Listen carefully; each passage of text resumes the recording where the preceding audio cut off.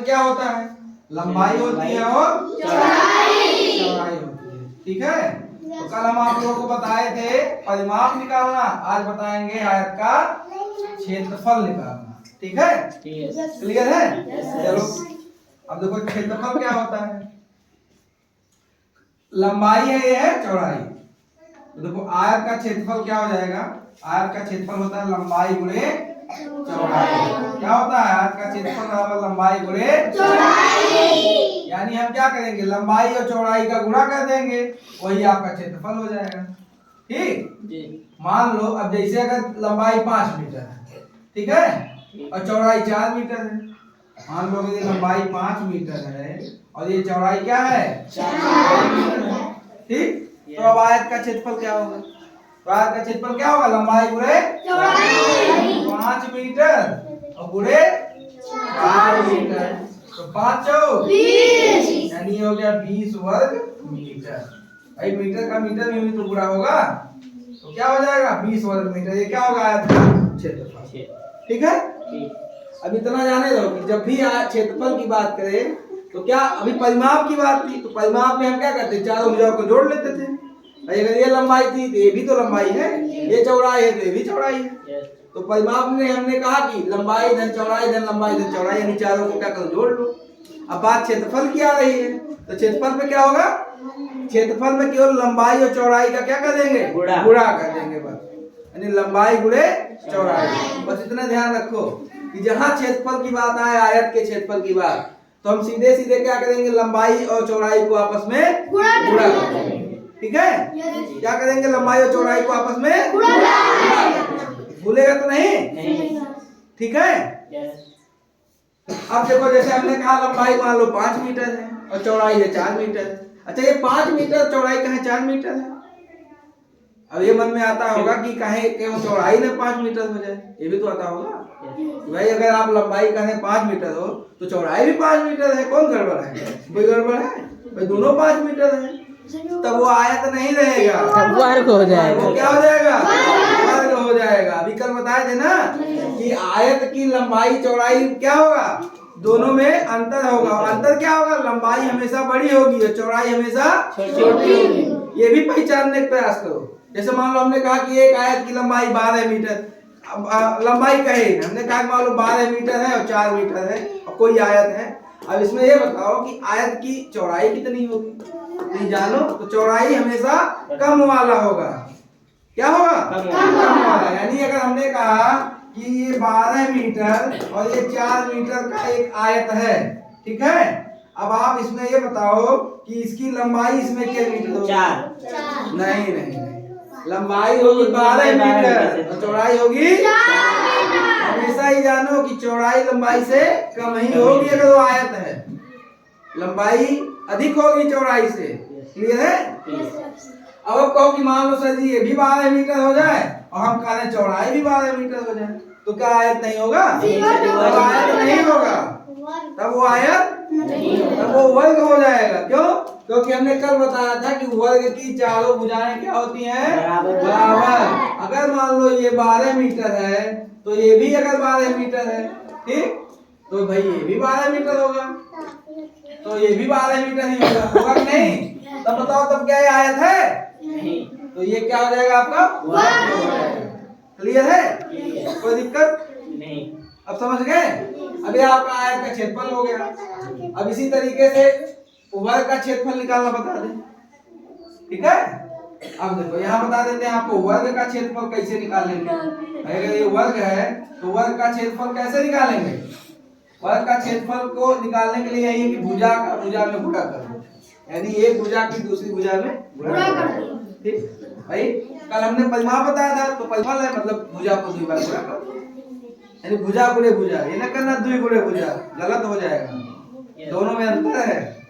यानी वर्ग का क्षेत्रफल हो जाएगा भुजा गुणे भुजा या भुजा का स्क्वायर। भुजा का स्क्वायर को आप लिख सकते हो भुजा गुणे भुजा। ठीक है, अब ये है वर्ग का मान लो ये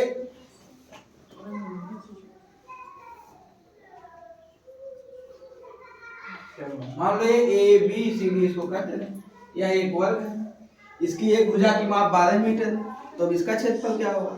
अभी हमने बताया कि वर्ग का क्षेत्रफल होता है भुजा गुणे भुजा। एक भुजा का मान कितना है? 12 मीटर, और इसका गुणा क्या कर दोगे? 12 मीटर। अब 12 का 12 में गुणा करोगे कितनी बार जाएगा? 12 का नियम होता है 144। 12 का जब 12 में गुणा करोगे तो क्या आएगा? 144। और मीटर का गुणा मीटर में करोगे तो मीटर का स्क्वायर यानी वर्ग मीटर आएगा। क्लियर है? ठीक, नोट कर लो आप लोग। समस्या इतना समझने में? नहीं। सामने देखो सब लोग, कोई दिक्कत किसी को? वर्ग आयत समझने में, वर्ग का परिमाप, वर्ग का आयत का परिमाप, वर्ग का क्षेत्रफल, आयत का क्षेत्रफल, बस इतना केवल दो चीज जानो। जहां परिमाप की बात आएगी, अगर आयत का परिमाप है या वर्ग का परिमाप है, वहां हम क्या करेंगे? चार भुजाओं को जोड़ देंगे। अगर आयत का परिमाप है तो आयत में भी तो चार भुजाएं हैं। देखो 1 2 3 4, यानी लंबाई धन चौड़ाई धन लंबाई धन चौड़ाई, ये परिमाप की बात है। वर्ग का परिमाप होगा तो एक भुजा, ये दूसरी भुजा, ये तीसरी भुजा, ये चौथी भुजा। अभी तो कल बताया था कि वर्ग का परिमाप 4 गुणे भुजा, क्योंकि वर्ग की चारों भुजाएं बराबर होती हैं। तो जब 12 धन 12 धन 12 धन 12, तो इसका मतलब 12 को 4 बार चाहे गुणा करो चाहे 12 प्लस, ऐसे देखो भाई, अगर 12 धन 12 धन 12 धन 12 लिखा है तो इसको क्या लिख सकते हैं कि 12 गुणे 4 लिख सकते हैं? नहीं भाई, 12 को 4 बार जोड़ो या 12 को 4 बार गुणा करो, बात तो एक ही है। क्लियर है भाई? जैसे 12 को 4 बार जोड़ो, 12 12 24, 24 12 36, 36 12 48, 48 आया ना। अब देखो 12 गुणे 4 यानी 12 को 4 बार पढ़ो, 12 दूनी 24 12 36 12 48, तो दोनों बराबर है नहीं बराबर है? इसका मतलब अगर परिमाप कर रहा है तो हम सीधा सीधा 4 गुणे भुजा कर देंगे, 4 गुणे जो एक भुजा का मान दिया है उसमें 4 का गुणा कर देंगे, ये आपका वर्ग का परिमाप हो जाएगा। अब आयत का परिमाप कहेगा तो हम 2 गुणे लंबाई धन चौड़ाई कर देंगे। अब बात आती है आज क्षेत्रफल की, तो क्षेत्रफल हमने कहा कि आयत का क्षेत्रफल निकालने के लिए सबसे आसान क्या है? लंबाई गुणे चौड़ाई, यानी जो आपका लंबाई दिया है उसे चौड़ाई से गुणा कर दो, बस वही आपका क्षेत्रफल हो गया। ऐसे वर्ग का क्षेत्रफल भुजा गुणे भुजा, यानी एक भुजा अगर 12 मीटर है तो 12 गुणे 12 144 वर्ग मीटर आपका क्या हो जाएगा? क्षेत्रफल। क्लियर है? आप लोग नोट कर लो बेटा। समझ नहीं आया भाई क्षेत्रफल?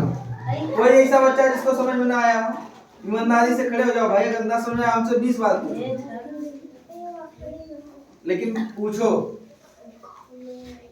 जिसको भी समझ में ना आया वो पूछ लो। इसका मतलब सबको समझ में आ गया है? चलिए बहुत अच्छी बात है। तो बच्चों, सर ने आपको बताया, अभी कल बताया आयत का परिमाप और वर्ग का परिमाप। आप लोग को समझ में आया होगा। जहाँ ही आयत का परिमाप या वर्ग का परिमाप या किसी चीज़ का परिमाप पूछता है, वहाँ क्या किया जाता है? उनकी भुजाओं को जोड़ लिया। जैसे वर्ग है, वर्ग की चारों भुजाएं बराबर होती हैं ना, उनका जोड़ हो गया। जैसे अगर एक भुजा 2 मीटर है तो चारों भुजा 2 मीटर ही होंगी। ठीक, तो 2 को 2 गुणे कितना करोगे? 4 कर दोगे। या फिर 2 + 2 + 2 + 4 बार कर लोगे। ठीक, ऐसे ही आयत का उन्होंने बताया। और आज बात की गई क्षेत्रफल पर, बात हुई आयत का क्षेत्रफल, वर्ग का क्षेत्रफल। क्षेत्रफल में क्या रहा? क्षेत्रफल में है लंबाई गुणे चौड़ाई, आयत की लंबाई गुणे चौड़ाई, और वर्ग में भुजा गुणे भुजा, यही तो हुई। उसको लंबाई चौड़ाई मान लो, नहीं तो भुजा भुजा मान लो। उसका सूत्र ही होता है आयत का क्षेत्रफल बराबर क्या होता है? लंबाई गुणे चौड़ाई। तो लंबाई, जैसे आयत, आप लोगों को क्लियर होना चाहिए, जहाँ आता है आयत वहाँ क्या होता है? लंबाई और चौड़ाई में अंतर होता है। और जहाँ बोला जाता है वर्ग, वर्ग मतलब ही होता है कि इसकी चारों भुजाएं बराबर हैं। तो जहाँ आपका आ जाता है आयत का क्षेत्रफल, वहाँ हो जाएगा लंबाई गुणे चौड़ाई, और जहाँ आ जाता है वर्ग का क्षेत्रफल, वहाँ हो जाएगा आपका भुजा गुणे भुजा। ठीक, क्लियर है? सबको समझ में आया है? ठीक है, एक बार फिर से उसका अध्ययन करिएगा आप लोग, जो पढ़ाया गया। और अगर नहीं समझ में आता है तो पुनः पूछिएगा, ताकि ये भविष्य में आप लोगों के काम आ सके।